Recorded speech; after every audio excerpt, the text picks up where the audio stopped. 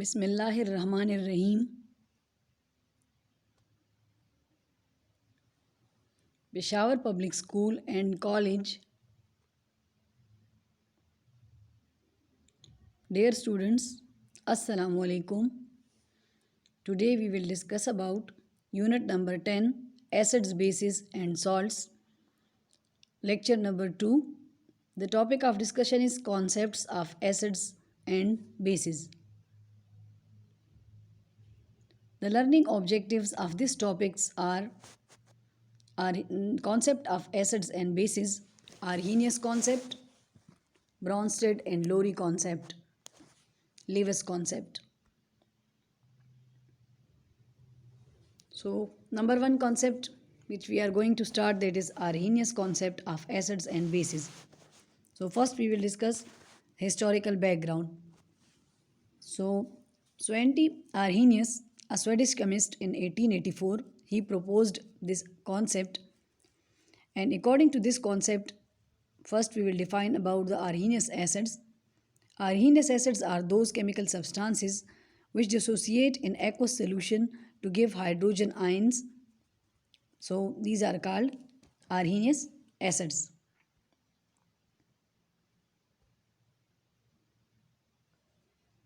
Now the general example which is provided to you, that is HA, it dissociate in water.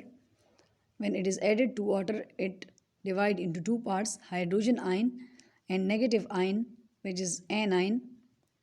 Actually, this HA, which is generally shown, A is used due to acid and H is used due to hydrogen ion, because the acids contain hydrogen ion, and when they are added to water, according to Arrhenius, they dissociate and they give proton or hydrogen ion, as shown in the general example. Now, common examples of the Arrhenius concepts are given, that is hydrochloric acid, HCl. When it is added to water, it dissociates into positively charged ion hydrogen and the negatively charged ion chloride ion. The second is nitric acid, next is sulfuric acid, then acetic acid, and then phosphoric acid. You already know about these formulas, but as if you look at the first three acids, these are strong acids. So their dissociation is shown by the single-headed arrow. While if you look at the below two acids, acetic acid and phosphoric acid, their dissociation is shown by the double half-headed arrow. यानी अगर हम example number 4 और 5 को देख लें तो ये हमारे पास वीक एसिड्स हैं. जैसे एसिटिक एसिड के बारे में आप पहले से जानते हैं, जब इसको पानी में डिज़ोल्व किया जाए तो ये एसीटेट आइंस और हाइड्रोजन आइंस देता है, और रिवर्सिबल साइन शो कर रहा है कि तमाम एसिड जो है वो डिसोसिएट नहीं होगा, बल्कि कुछ अनडिसोसिएटेड फॉर्म में जैसे CH3COOH फॉर्म में भी मौजूद होगा, जो कि रिएक्टेंट साइड पे गिवन है. इसी तरह जो फास्फोरिक एसिड है H3PO4, ये भी एक वीक एसिड है. इसमें 3 प्रोटॉन्स होते हैं, जैसे कि आप पिछले टॉपिक में पढ़ चुके हो कि ये जो है ट्राइप्रोटिक एसिड है. तो ये जो 3 प्रोटॉन है ये 3 स्टेप्स में आयोनाइज होता है. पहले स्टेप में एक प्रोटॉन, दूसरे में दूसरा और तीसरे में तीसरा जो है वो आइंस में कन्वर्ट होके पानी में ऐड होता है.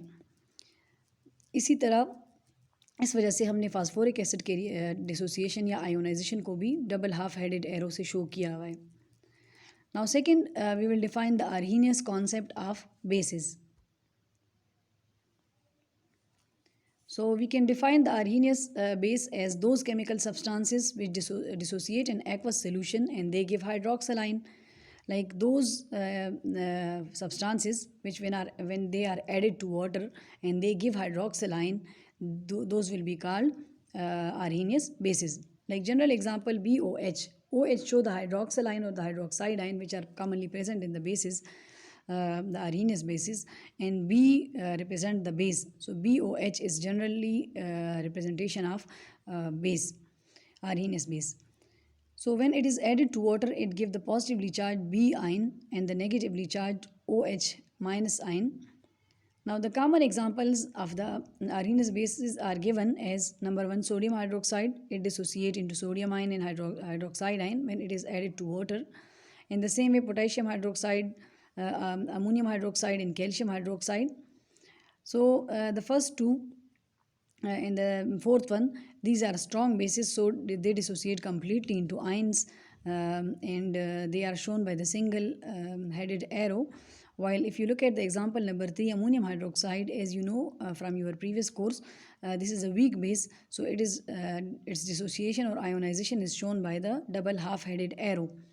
इसका मतलब ये है कि अगर हम अमोनियम हाइड्रोक्साइड को पानी में डालेंगे तो अमोनियम और हाइड्रोक्साइड आयंस भी वहाँ पे होंगे, ये कुछ हद तक डिसोसिएट हो जाएगा, लेकिन वहाँ पे उस मिक्सचर में अमोनियम हाइड्रोक्साइड NH4OH के फॉर्म में भी मौजूद होगा।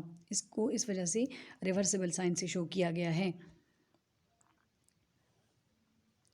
Now magnesium hydroxide and aluminum hydroxide, these are also the examples of Arrhenius bases. They are also shown, their ionization is also shown by the double half-headed arrow. It means that these are also weak bases.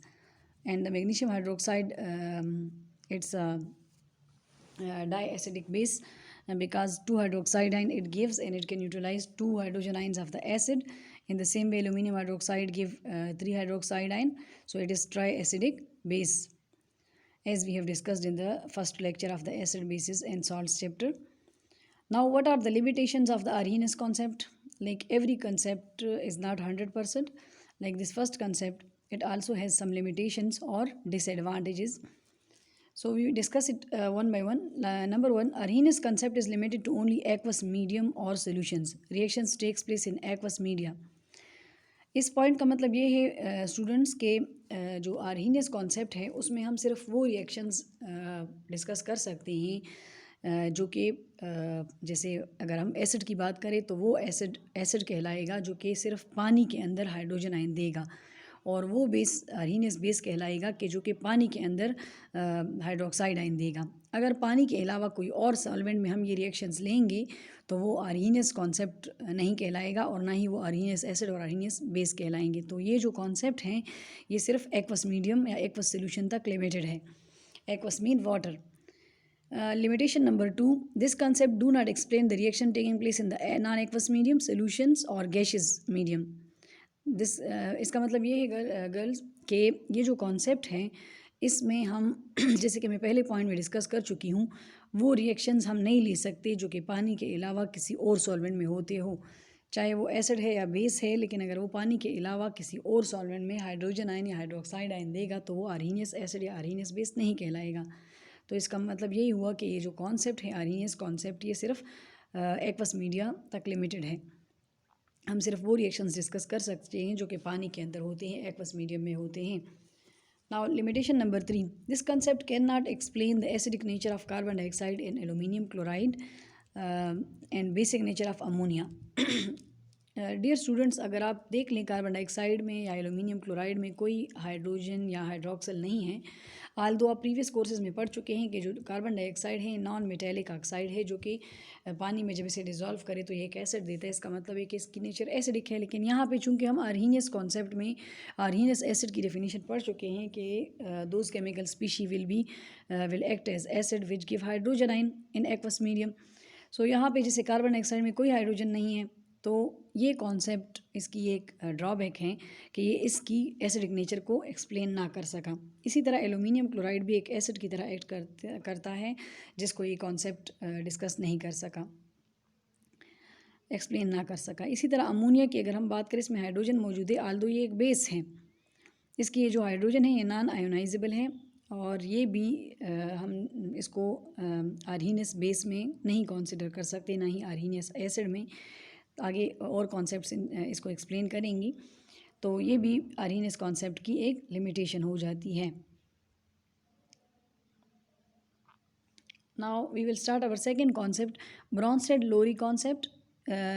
It's also called protonic concept. The name protonic is given due to this reason because as in the previous concept we have discussed the hydrogen ion, those species which give hydrogen ion in aqueous solution they are Arrhenius acids, and those species which give hydroxide ion in aqueous solution they are called Arrhenius bases. But here we will discuss about the proton, that those species which give proton or those species which take proton they are called acids or bases. So first we will discuss about the historical background of the Bronsted-Lowry concept. So in 1923, the Danish chemist J.N. Bronsted and the English chemist T.M. Lowry, they proposed this concept of acids and bases. So first we define the Bronsted-Lowry acid. Like according to this Bronsted-Lowry concept, the acid can be defined as any substance, molecule or ion that donates a proton is called acid, or a proton donor species is called acid. यहाँ पे हम medium की बात नहीं कर रहे हैं कि मीडियम एक्वस हो या जो भी हो, आपके पास जो सब्सटेंस है या स्पीशी है वो मॉलिक्यूल के फॉर्म में भी हो सकती है और वो आयन के फॉर्म में भी हो सकती है. आगे आप एग्जांपल्स में इंशाल्लाह हम डिस्कस करेंगे. मॉलिक्यूल्स भी हैं और आयन्स भी हैं, लेकिन वो स्पीशी जो कि प्रोटॉन दे सके, यानी प्रोटॉन डोनर स्पीशी जो होंगी, that will be called Bronsted Lowry acid. Now यहाँ पर हम डिस्कस करेंगे कि हाइड्रोजन एटम हमारे पास जो होता है, जैसे कि स्ट्रक्चर से लेफ़्ट साइड पे गिवन है कि उसका एक प्रोटॉन और एक इलेक्ट्रॉन होता है, लेकिन अगर वो एक इलेक्ट्रॉन लूज़ कर दे तो ज़ाहिर है एक प्रोटॉन रह जाएगा, जिसकी वजह से हम उसको प्रोटॉन या हाइड्रोजन आयन कह सकते हैं. उस पर पॉजिटिव चार्ज आ जाएगा तो हम उसको हाइड्रोजन आयन या प्रोटॉन कह सकते हैं. इसका मतलब है कि प्रोटॉन वो स्पीशी है कि जिसमें कोई इलेक्ट्रॉन नहीं होता.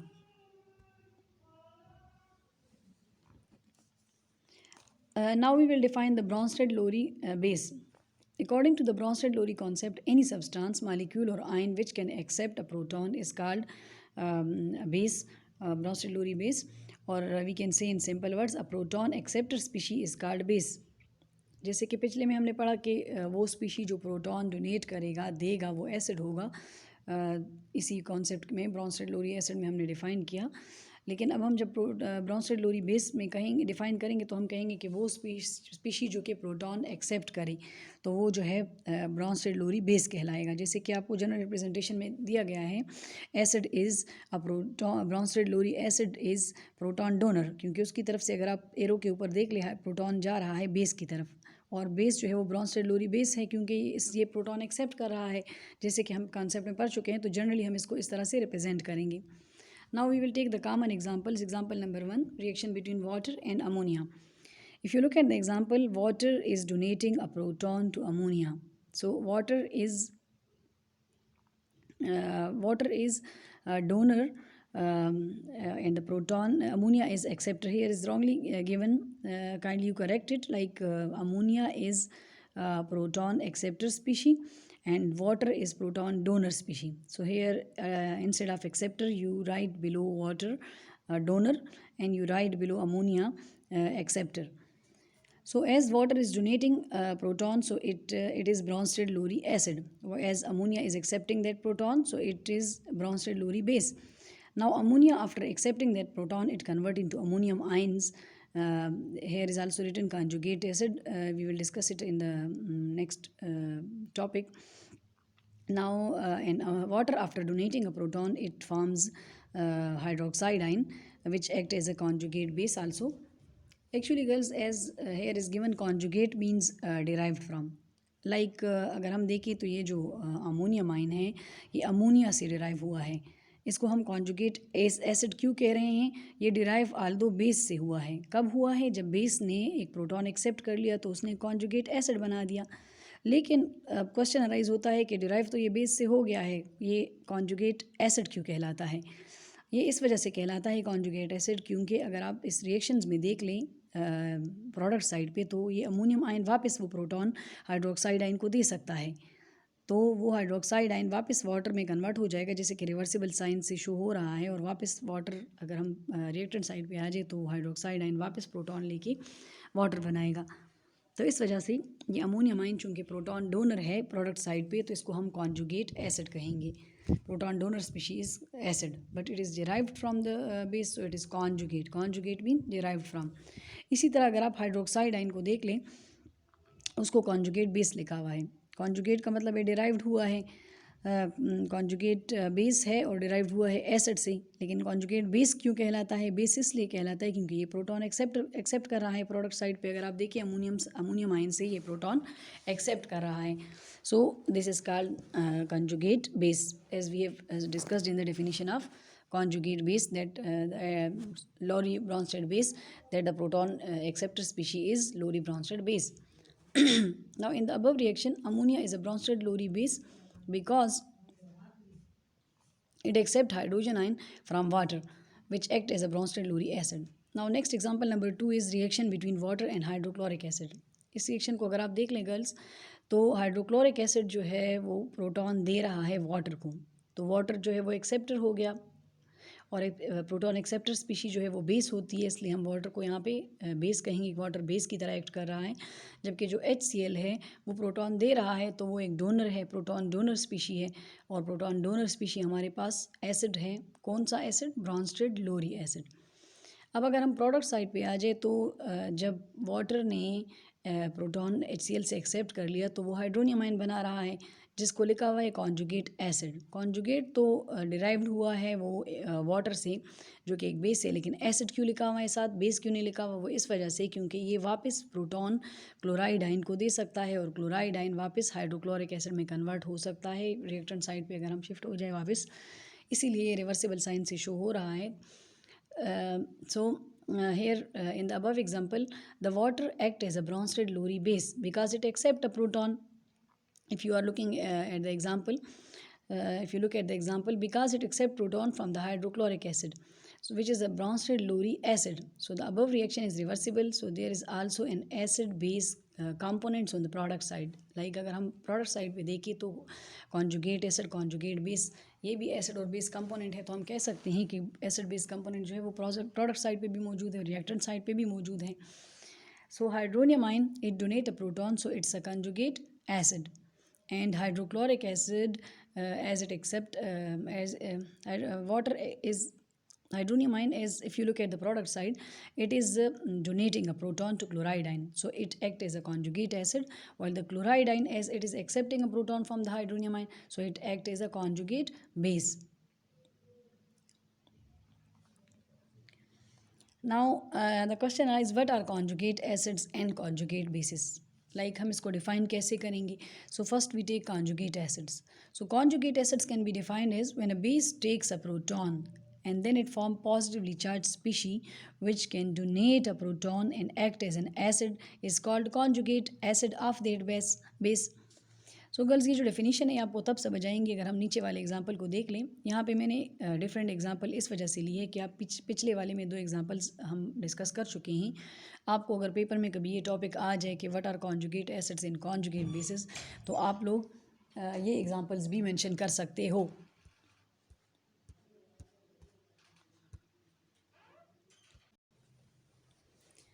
सो अगर आप इस एग्ज़ाम्पल पे नज़र डाल दें, जैसे कि कॉन्जुगेट एसिड की डेफिनेशन के नीचे एग्जांपल गिवन है, यहाँ पे मैंने डिफरेंट एग्जांपल ली है, तो अगर आपको ये टॉपिक पेपर में आ जाए तो आप इसमें वही एग्जांपल्स जो पिछले हम डिस्कस कर चुके हैं वो भी ऐड कर सकती हैं, ताकि आपका टॉपिक और भी अच्छा हो जाए। अब अगर आप एसिटिक एसिड को देख ले गर्ल्स, तो एसिटिक एसिड जो है वो एक प्रोटॉन डोनर स्पीशी है, और जो वाटर है वो प्रोटॉन एक्सेप्टर स्पीशी है। और आपके पास एसिटिक एसिड जब प्रोटॉन डोनेट कर दे तो वो एसीटेट आयन में कन्वर्ट हो जाता है, जो कि कॉन्जुगेट बेस है। जबकि बेस जो वाटर यहाँ पर बेस की तरह एक्ट कर रहा है, वो जब प्रोटॉन एक्सेप्ट कर ले तो वो हाइड्रोनियम आयन बना रहा है, जो कि कॉन्जुगेट एसिड की तरह एक्ट कर रहा है। कॉन्जुगेट एसिड इस वजह से क्योंकि वो वापस वो प्रोटॉन एसीटेट आयन को दे के एसीटेट आयन वापस एसिटिक एसिड में कन्वर्ट हो सकता है, जो कि रिएक्टेंट साइड पे गिवन है। जैसे अगर आप डेफिनेशन पे नज़र डालें, लिखा हुआ है कि when a base takes proton, base यहाँ पे क्या है? वाटर है। अब अगर वाटर ने प्रोटॉन ले लिया किससे? एसिटिक एसिड से, it forms a positively charge species. अब वाटर ने जब प्रोटॉन ले लिया तो उससे पॉजिटिवली चार्ज स्पीशी क्या बन रही है? Hydronium ion H3O positive, which can donate a proton. अब वही हाइड्रोनियम आयन अगर आप प्रोडक्ट साइड पे देख ले, वो दोबारा वो प्रोटॉन एसीटेट आयन को दे रही हैं, ठीक है, लेकिन वो एक एसिड की तरह यहाँ पे एक्ट कर रही है। प्रोडक्ट साइड पे हाइड्रोनियम आयन एसिड की तरह एक्ट कर रही है। क्यों? क्योंकि वो वापस प्रोटॉन डोनेट कर रही हैं, इस वजह से हम उसको कॉन्जुगेट एसिड कहते हैं। So conjugate acid can be defined as when a base takes a proton and then it form positively charged species which can donate proton and act as an acid is called conjugate acid of that base। क्योंकि conjugate acid एक base से derive हुआ है, water से, यहाँ पे water base की तरह एक्ट कर रहा है, हाइड्रोनियम आयन जो है वो conjugate acid है। So हम कह सकते हैं कि it is called conjugate acid of that base। Now the question arises, what is conjugate base? So we can define now the conjugate base in the same way.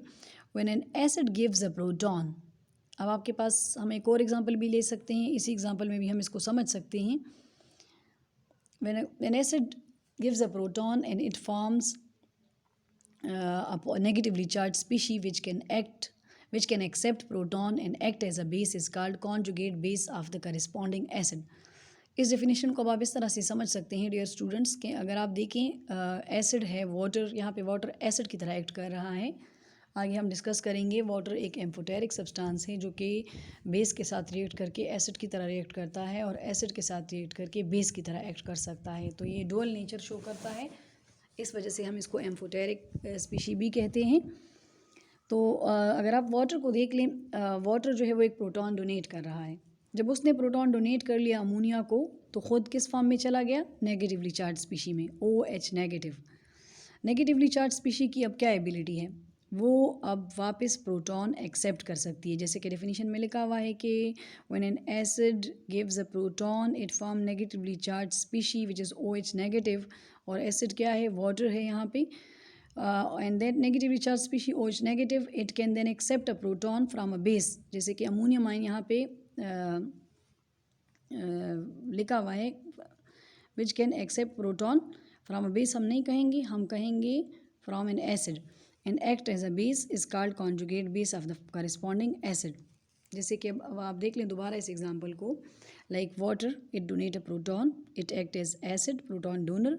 Ammonia accepting a proton, act as a proton acceptor species or called Bronsted-Lowry base. After donation of proton from the water convert into OH negative ion, negatively charged species. But this negatively charged species again can accept a proton from ammonium ion on the product side, and it can again convert back into water, which is given on the reactant side.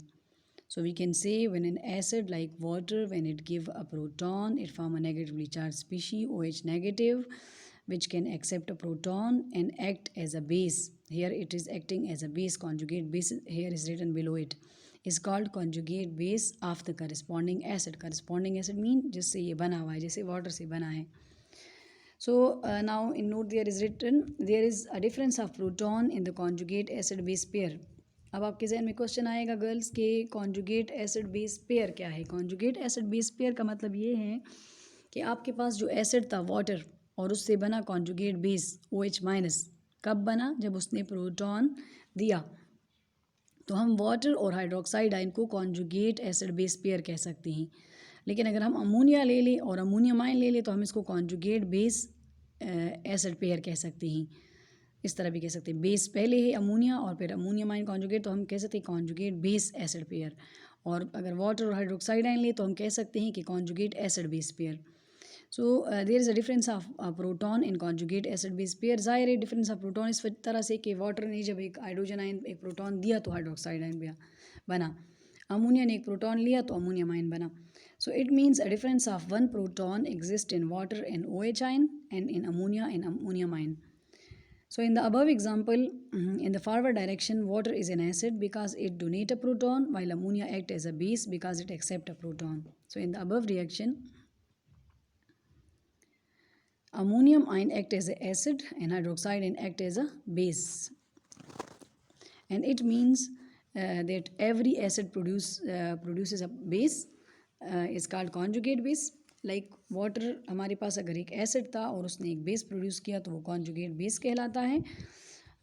और इसी तरह every base produces N acid called conjugate acid. ये हमारे पास summary में बात आ जाती है कि हर बेस, जैसे अमोनिया यहाँ पे है, अगर वो पैदा करे एसिड, कब, जब उसने प्रोटॉन एक्सेप्ट किया, जैसे अमोनियम आयन, तो वो कॉन्जुगेट एसिड कहलाता है. यानी आपके पास बेस जो है वो कॉन्जुगेट एसिड देगा और जो एसिड है वो कॉन्जुगेट बेस देगा. मैं आपको पहले ही एक्सप्लेन कर चुकी हूँ कि कॉन्जुगेट का लफ्ज़ और एसिड का लफ्ज़ या कॉन्जुगेट का लफ्ज़ और बेस का लफ्ज़ किस वजह से लगा हुआ है.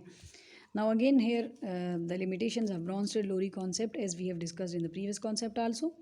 इसका मतलब है कि इन दोनों कॉन्सेप्ट्स में कुछ ना कुछ ड्रॉबैक्स मौजूद हैं. So number one, this concept cannot explain the acidic nature of carbon dioxide, which is a non-metallic oxide, and sulfur trioxide is also a non-metallic oxide when dissolved in water, so they cannot donate a proton, but they give acidic solution. As you know already students, that carbon dioxide and sulfur trioxide, they are non-metallic oxide, and non-metallic oxide when they are added to water as given in the reaction, they give carbonic acid and sulfuric acid, which are acids. So we can say that these act as acid, but as they do not contain any proton, they do not give they are not giving any proton and not accepting any proton, so we can not call them Bronsted-Lowry acid और Bronsted-Lowry base. जिस तरह उसको पहला concept नहीं explain कर चुका, इस तरह ये दूसरा कॉन्सेप्ट भी इसकी नेचर को एक्सप्लेन नहीं कर सका, नॉन मेटेलिक ऑक्साइड्स की नेचर को. Now second point is the basic nature of metallic oxide like sodium oxide and calcium oxide. Now girls, as you already know, metallic oxides are the basic oxides. Because why they are called metallic oxides?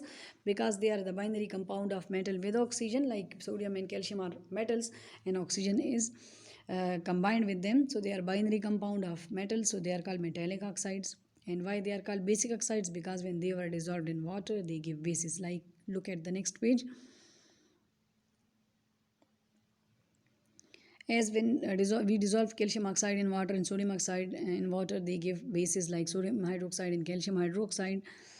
सो ये concept ना सिर्फ non metallic oxides बल्कि metallic oxides की nature को भी discuss नहीं कर सका, तो ये इसकी एक ड्रॉबैक हो गई.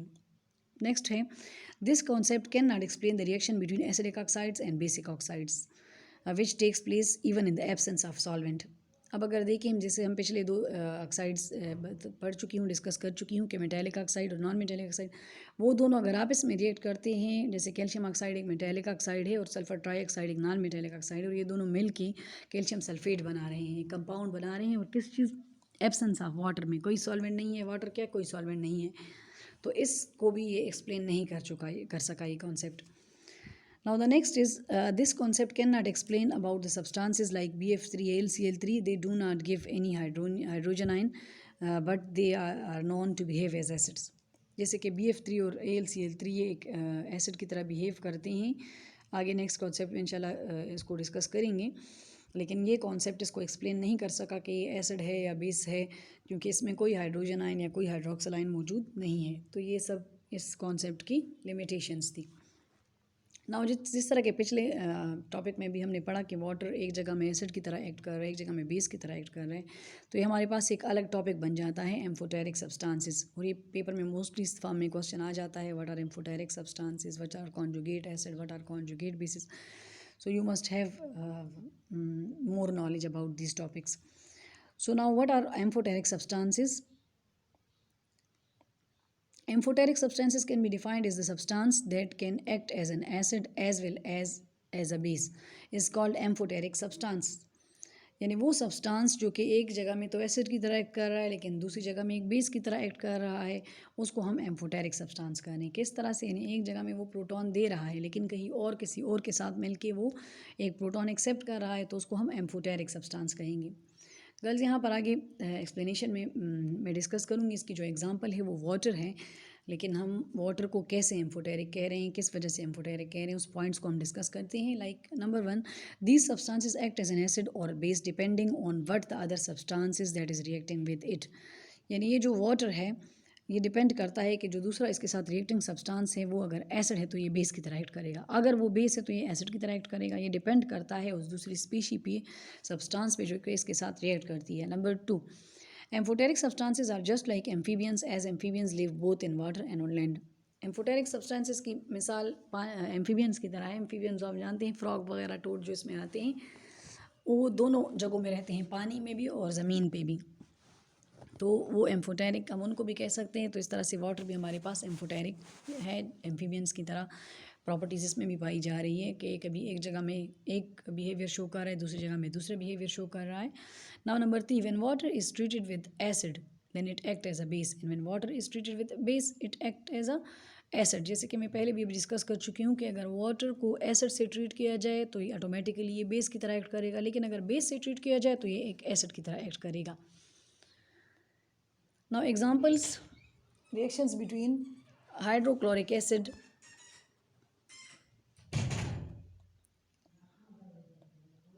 reactions between hydrochloric acid and water. Now hydrochloric acid, जैसे कि आपको रिएक्शन में गिवन है कि हाइड्रोक्लोरिक एसिड एक प्रोटॉन डोनेट कर रहा है वाटर को, तो ये क्लोराइड आयन बना रहा है और वाटर कन्वर्ट हो रहा है हाइड्रोनियम आयन में. ऊपर ये एक एसिड है हाइड्रोक्लोरिक एसिड, तो यहाँ पे चूँकि एसिड के साथ रिएक्ट हो रहा है वाटर, तो वाटर जो है वो एक बेस की तरह एक्ट कर रहा है, प्रोटॉन एक्सेप्ट कर रहा है एसिड से। आगे डिटेल आप जानते हैं। नेक्स्ट रिएक्शन में देख ले, प्रोटॉन जो है वो अमोनिया के साथ रिएक्ट कर रहा है, अमोनिया एक बेस की तरह एक्ट कर रहा है यहाँ पे, क्योंकि वो प्रोटॉन एक्सेप्ट करेगा, वाटर की तरफ से प्रोटॉन जाएगा, यहाँ पे शो नहीं किया हुआ, आप एरो से शो कर सकते हैं। तो अमोनियम आयन बनाएगा, वाटर प्रोटॉन डोनेट कर रहा है, तो वाटर एक एसिड की तरह एक्ट कर रहा है। इसका मतलब है कि जो वाटर है वो यहाँ पर एम्फोटेरिक बिहेवियर शो कर रहा है, एसिड के साथ रिएक्ट करता है तो base as a base act कर रहा है, और बेस के साथ रिएक्ट करे तो एज ए एसिड एक्ट कर रहा है। वाटर के अलावा हमारे पास कुछ और एग्जांपल्स भी यहाँ गिवन है, जैसे beryllium hydroxide, top right side पे गिवन है, BeOH whole twice, AlOH whole thrice and ZnO, these are also the examples of amphoteric oxides. इसके रिएक्शंस आप आगे सीनियर क्लासेस में इंशाल्लाह पढ़ेंगे। Now in the above example, number 1, water act as a base because it accept a proton, and in the below example, water act as an acid because it donate a proton. So water is an amphoteric substance. अब हम अगर water को water से ही react कर ले तो देखते हैं कि अब क्या होता है। अब वो वाटर जो कि प्रोटॉन डोनेट करेगा तो वो एज अ एसिड एक्ट करेगा, लेकिन वो वाटर का मालिक्यूल वाटर का वाटर के साथ ही रिएक्शन हो रही है, आप लोग देख ले एग्जांपल नंबर 3 में। लेकिन वो वाटर जो कि प्रोटॉन एक्सेप्ट कर रहा है वो बेस की तरह एक्ट कर रहा है, तो आपके पास जो एक्सेप्ट कर लिया उसने तो वो हाइड्रोनियम आयन में कन्वर्ट हो गया, जिसने डोनेट कर दिया वो हाइड्रोक्साइड आयन में कन्वर्ट हो गया। तो इसको भी हम एक एग्जांपल के तौर पे ले सकते हैं, लेकिन यहाँ पर वाटर, एसिड और बेस दोनों बिहेवियर इस एग्जांपल में शो कर रहा है। Now concept number 3, Lewis concept of acids and bases. It is also called electron pair concept और lone pair concept।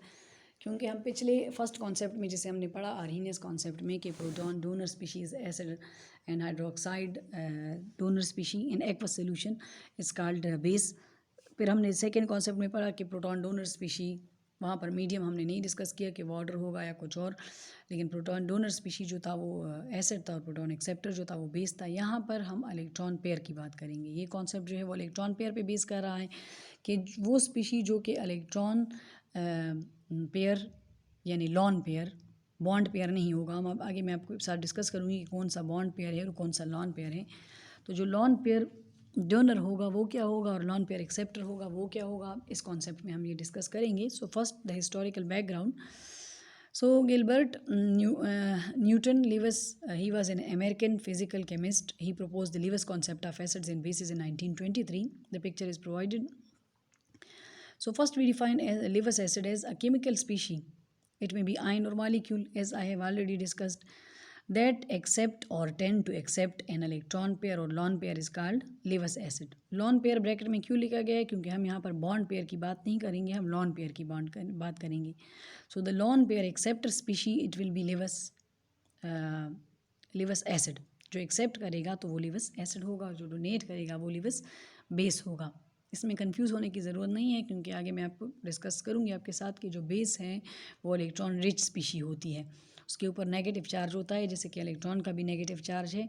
तो इलेक्ट्रॉन रिच स्पीशी ज़ाहिर है वो डोनेट कर सकती है, और जो इलेक्ट्रॉन डेफिशिएंट स्पीशी है वो ज़ाहिर एक्सेप्ट करेंगी। जैसे एसिड के पास प्रोटॉन्स की कमी होती है तो वो एक्सेप्ट करेगी। अब अगर आप इस पिक्चर को देख लें, अमोनिया का स्ट्रक्चर दिया हुआ है जिसमें ब्लैक जो डॉटेड डॉट्स हैं, 3 हाइड्रोजन्स के साथ अमोनिया जो है वो 3 सिंगल कोवेलेंट बॉन्ड बना रहा है। लेकिन ये जो 2 इलेक्ट्रॉन है एक पेयर में हाइड्रोजन और नाइट्रोजन के दरमियान, ये इसमें से एक नाइट्रोजन का है और दूसरा हाइड्रोजन का। इस तरह हर हाइड्रोजन के साथ यही प्रोसेस हो रहा है। तो ये जो पेयर है ये बॉन्ड में इन्वॉल्व है, तो इसको हम बॉन्ड पेयर कहेंगे। लेकिन नीचे जो आपके पास एक पेयर ऑफ इलेक्ट्रॉन जो कि ब्लू कलर से शो किया हुआ है वो लॉन पेयर है। लॉन का मतलब है लॉनली से हम ले सकते हैं, जैसे अकेला, सेपरेट। तो ये बॉन्ड में इन्वॉल्व नहीं है, इसको हम लॉन पेयर कहेंगे। लेकिन यहाँ पे इस कॉन्सेप्ट में हम बात लॉन पेयर की करेंगे, यानी ये स्पीशी के जिसमें इलेक्ट्रॉन्स का एक्सेस हो वो ये लॉन पेयर डोनेट करेंगी। जैसे कि आप लोगों को याद होगा गर्ल्स कि आप लोग पढ़ चुके हैं 9th क्लास के कोर्स में या 8th क्लास में about the Lewis acid and Lewis base और कोऑर्डिनेट कोवेलेंट बॉन्ड में हम डिस्कस कर चुके हैं, थोड़ा बहुत आपको याद होगा। Now lives base chemical species, ion और मॉलिक्यूल। लेकिन यहाँ पे मैं एक बात क्लियर करूँ, आयन और मॉलिक्यूल की बात हो रही है तो मॉलिक्यूल में जैसे अमोनिया है तो ये लिवस बेस की तरह एक्ट करेगा, ये डोनेट करेगा। लेकिन आयन क्या है, आयन में भी हम आगे मैं आपको कुछ एग्जांपल्स दूंगी, जैसे फ्लोराइड आयन या क्लोराइड आयन। 7 तो उसके आखिरी शेल में इलेक्ट्रॉन्स होते हैं, लेकिन एक वो और लेके नेगेटिव आयन बनाता है, 8 हो जाते हैं। तो 8 का मतलब है उसके पास एक्सेस है, तो वो एक पेयर डोनेट कर सकते हैं। डोनेशन में ये नहीं होगा कि वो कंप्लीट ट्रांसफ़र होगा, वो उसमें भी काउंट होगा और वो अगले वाले जिसको डोनेट कर रहा है उसमें भी काउंट होगा. सो अ केमिकल स्पीशी आयन और molecule that can donate an electron pair lone pair is called Lewis base और lone pair acceptor species is called Lewis base. Now अब हम इस एक्सप्लेनेशन में डिस्कस करेंगे जैसे कि मैंने आपको पहले ही बता दिया है कि a coordinate covalent bond is formed between the electron pair donor and electron pair acceptor species. यानी अगर जो स्पीशी हमारी लॉन पेयर डोनर होगी वो बेस होगी और उसकी तरफ से जाएगा किसकी तरफ, एसिड की तरफ जो लॉन पेयर एक्सेप्टर होगा, और ये दोनों आपस में कौन सा बॉन्ड बनाएंगे, कोऑर्डिनेट कोवेलेंट बॉन्ड. जैसे कि आप लोग डेफिनेशन से भी जानते हैं कि coordinate covalent bond is a type of covalent bond in which the pair of electron is donated by one of the two bonded atom. आप लोग पढ़ चुके हैं. Now point number 2, the direction of bond is from donor to acceptor atom and coordinate covalent bond is formed and is shown by the arrow from donor to acceptor atom. You already know about this point. Now in the next third, Lewis base is an electron rich species and is negatively charged or neutral, or negatively charged species also called anions. जो Lewis base होगी हमारे पास होगा वो electron rich species होगा. उसके ऊपर या तो नेगेटिव चार्ज होगा जैसे मैं पहले डिस्कस कर चुकी हूँ, या वो न्यूट्रल भी हो सकता है. नेगेटिवली चार्ज स्पीशी को हम एनाइन कहते हैं, तो एनाइन यहाँ पर मैंने लिखा हुआ है. ना एग्जांपल्स इसके क्लोराइड Cl माइनस हो सकता है, OH माइनस हो सकता है. अमोनिया न्यूट्रल में है और जो नेगेटिव आइंस है वो क्लोराइड और हाइड्रोक्साइड आइंस है. इसी तरह हमारे पास एक और एग्जांपल है प्रीवियस, उसमें हम डिस्कस कर सकते हैं इधर ही.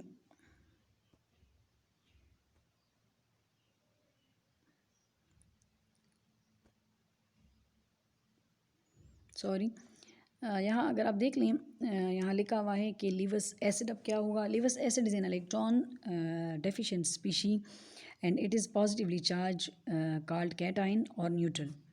अब जैसे कि हमने लिवस बेस में पढ़ा कि वो इलेक्ट्रॉन रिच स्पीशी है और उसके ऊपर या तो नेगेटिव चार्ज होगा या वो न्यूट्रल होगा.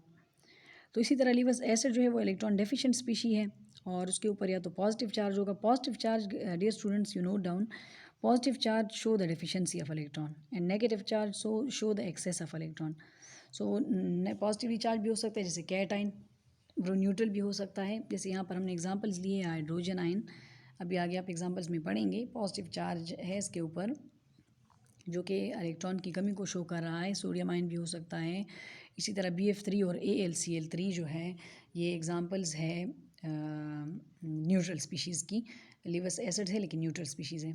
अब अगर यहाँ पर देख लिया आप गर्ल्स, BF3 और AlCl3 के बारे में पिछले कॉन्सेप्ट्स में हमने पढ़ा कि ये उसको एक्सप्लेन नहीं कर सके, लेकिन ये वाला कॉन्सेप्ट अब इनको एक्सप्लेन कर रहा है. इट मीन्स के this concept is broad as compare to the previous to.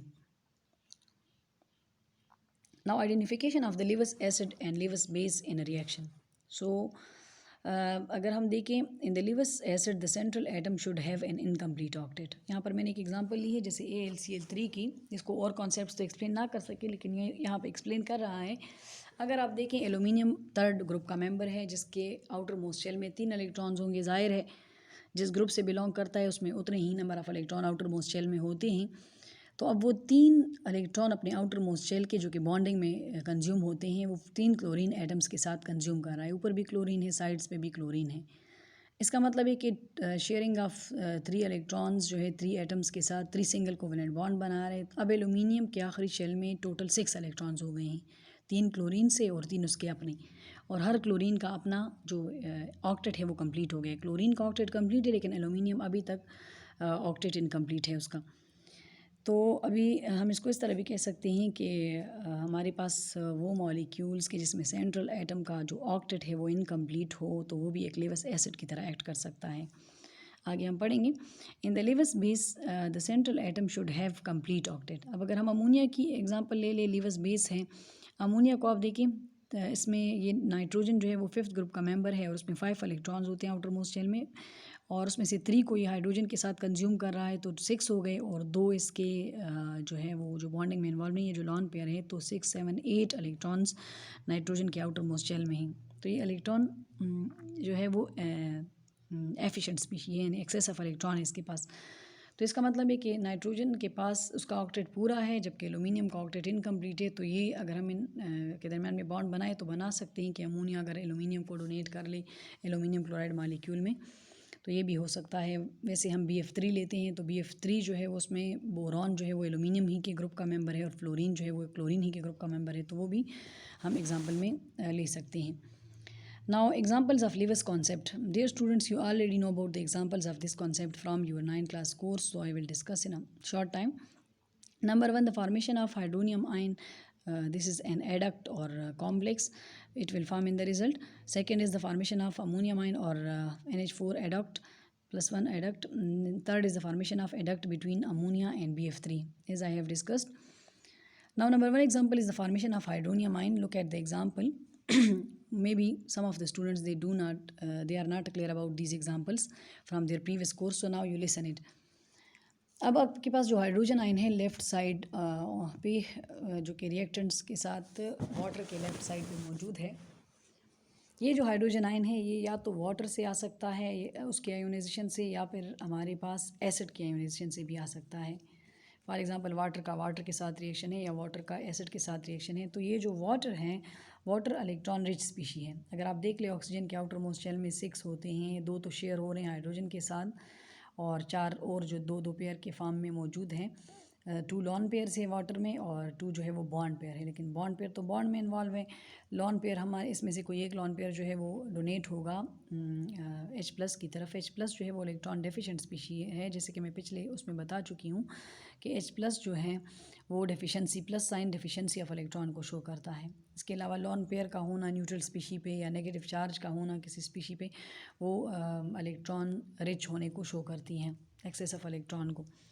अब ये डोनेट कर रहा है लॉन पेयर को, तो अब हम देख लें अगर आप लेफ़्ट साइड पे हमारे पास वो प्रोटॉन था तो एक एरो हेड से उसको शो किया गया है, तो ये कोऑर्डिनेट कोवेलेंट बॉन्ड है। यानी एडक्ट अगर आप देख लें राइट साइड पे हाइड्रोनियम आयन को पॉजिटिव चार्ज ऊपर चला गया है। अक्सर आपसे पूछा जाता है कि पॉजिटिव चार्ज जो ब्रैकेट के ऊपर है ये किसकी वजह से है? ये पॉजिटिव चार्ज जो है ये ऑक्सीजन की वजह से है, क्योंकि ऑक्सीजन की ये एबिलिटी है कि वो लॉन पेयर डोनेट कर रहा है। तो ऑक्सीजन का पॉजिटिव चार्ज हम पूरे कंपाउंड के ऊपर शो कर रहे हैं। तो ये आपके पास एक एडक्ट बन रहा है। तो इस एडक्ट में अगर आप देख ले एरो हेड जो शो किया हुआ है ये आपको कोऑर्डिनेट कोवेलेंट बॉन्ड शो कर रहा है, बाकी दो जो है डैश लाइन वो शो कर रही हैं उसको कोवेलेंट बॉन्ड को। Now example number 2, formation of ammonium ion. अब अगर आप अमोनियम आयन में देख ले, फिर एक हाइड्रोजन आयन जो है राइट साइड पे मौजूद है, उसके साथ लिखा हुआ है एक्सेप्टर और एसिड लीवस एसिड, और नाइट्रोजन के साथ लिखा हुआ है डोनर और लीवस बेस। तो ये जो अमोनिया है पिछले में डिस्कस कर चुकी हूँ, ये एक लॉन पेयर डोनेट कर रहा है, एक्सेस ऑफ इलेक्ट्रॉन है इसके पास, जबकि प्रोटॉन के पास कुछ नहीं है। आपको मैं बता चुकी हूँ कि proton means without electron species. तो ये उसको डोनेट कर रहा है। अब एरो हेड किस तरफ है? प्रोटॉन की तरफ है। इसका मतलब है कि प्रोटॉन एक्सेप्टर है और नाइट्रोजन डोनर है, तो नाइट्रोजन से प्रोटॉन की तरफ है।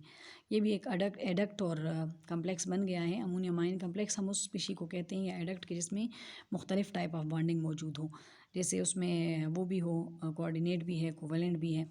फिर पॉजिटिव चार्ज ऊपर ब्रैकेट के ऊपर जो शो हो रहा है वो नाइट्रोजन का पॉजिटिव चार्ज है, क्योंकि वो लॉन पेयर डोनेट कर रहा है। आपसे ये पूछ सकते हैं वाइवा में। Now next is example number 3, formation of adduct between NH3 and BF3। अब यहाँ पे आपको एग्जांपल नंबर 3 में जैसे मैं पिछले में बता चुकी हूँ कि BF3 की जगह हम AlCl3 भी ले सकते हैं।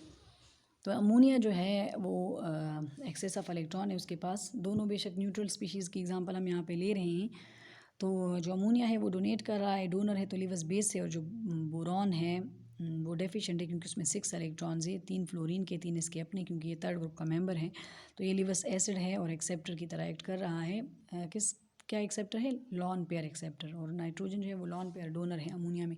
तो ये एडक्ट बना रहा है। एरो जो है वो बोरॉन की तरफ है से नाइट्रोजन की तरफ।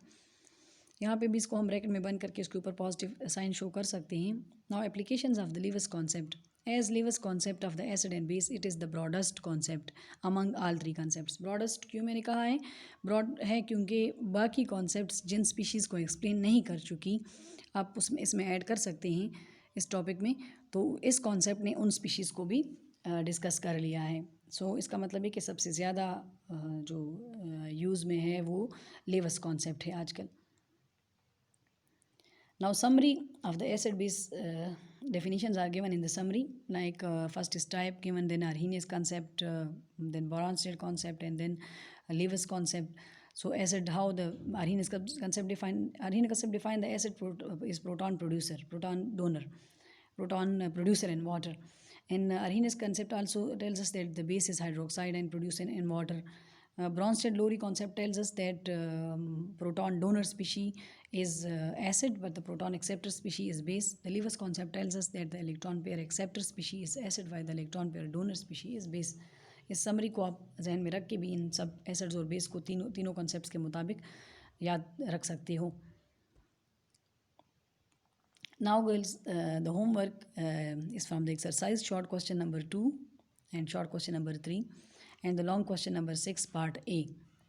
So try to solve these questions in your neat copies.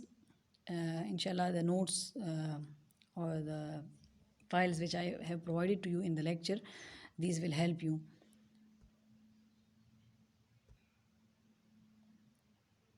Now, thank you and Allah Hafiz.